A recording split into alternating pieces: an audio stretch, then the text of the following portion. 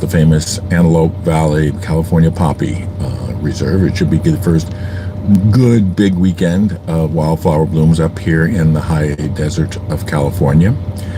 But I released a video yesterday that, as they say, aged like fine milk. So I talk a little bit about what was in the roadmap roundup that outdated things so quickly, why mistakes like this happen, and then to delve a little bit more into that announcement and what it might be implying. Now, one thing I want to clarify is in these videos when I'm talking about what's going to be in 1.0, I'm talking about what's in that list that Chris and Richard say they are developing of the features that will be in, depending on how you term it, the first commercial release or the minimally viable product. It's not meant to be talking about the specific timetable of when each individual release, each individual feature will be arriving between now and then. And so the fact that the feature is going to be in the 3.23.x branch is not really a contradiction about the subject of these videos, which is whether they will be in the first commercial release, which is what we are terming 1.0. But then let's talk about, well, first of all, obviously, the timing was such that the roadmap roundup came up when I was in the very final bits of video editing to create this video, so that I was kind of head down into the video editing app, and I'm learning a new video editing app, so that makes it even more concentration demanding. It takes a lot of time to put together one of my prepared videos, because there's script writing time, there's voicing time, there's edit the voicing, then there's editing in the video, and then there's the time, several minutes that it takes to upload it and to fill in all the information that YouTube requires.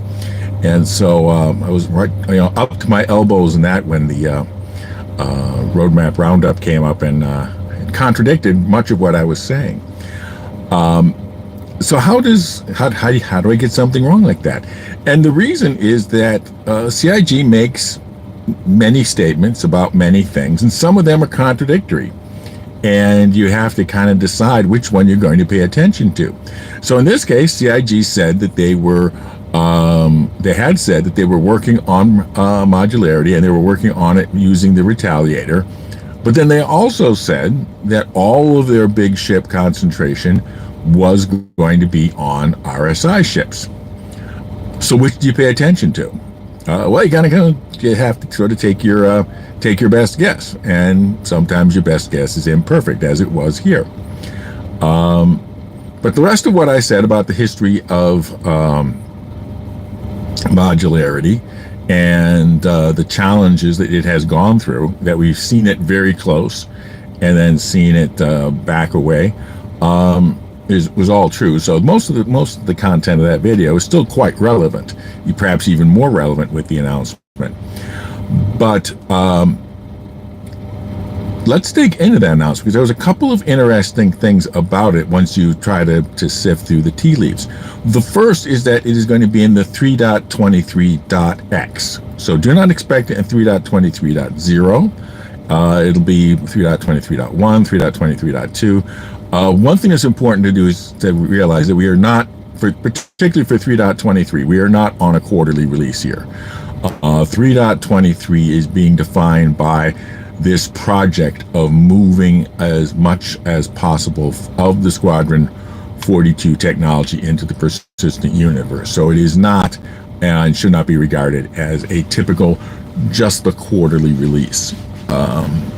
So we're going to be seeing the modules on the Retaliator, but they aren't in Evocati. I don't expect them in Evocati, because right now in Evocati we're testing the 3.23.0 branch. Now, what's other is interesting is you might think, why the Retaliator and why these two modules? Well, the torpedo module is obvious, but why is the second module the cargo module? And that goes to the emphasis on 3.23. And that is the emphasis of 3.23 is on things that are in Squadron 42.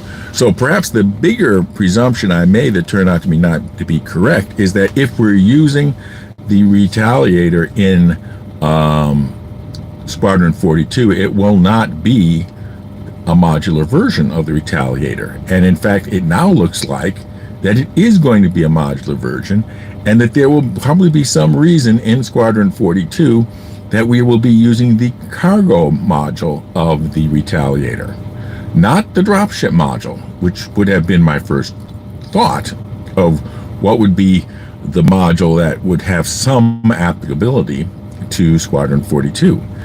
So I'm expecting, based on this, that again, the whole focus of the 3.23 branch is bringing in Squadron 42 technology into the persistent universe. And now this is part of that project, so I am presuming that there'll be some sort of mission in Squadron 42 where we are expected to torpedo someplace and then bring something to it, or invade it using a hoverbike or something. So that would be why you would have a Retaliator for with both a torpedo and a cargo bay. Is the Retaliator a reasonable choice for players in the persistent universe to use as a cargo ship? It's extraordinarily heavily armed. Even if you take out both the torpedo bays, it's just bristling with turrets, and they're manned turrets. So it will really only be practical once we get AI controlled turrets, whether that's with NPCs or because otherwise you're just carrying a small cargo ship that's very heavy, not particularly maneuverable, and has a lot of guns that really aren't doing any good. But if it was if we did have AI controlled turrets or multiplayer improvements, the Retaliator, the only situation I consider is to bring small amounts of either vehicles or supplies into a really serious heavy-duty cargo embargo busting, blockade busting, because the Retaliator, even without torpedoes, has a huge number of guns. It's just bristling with guns.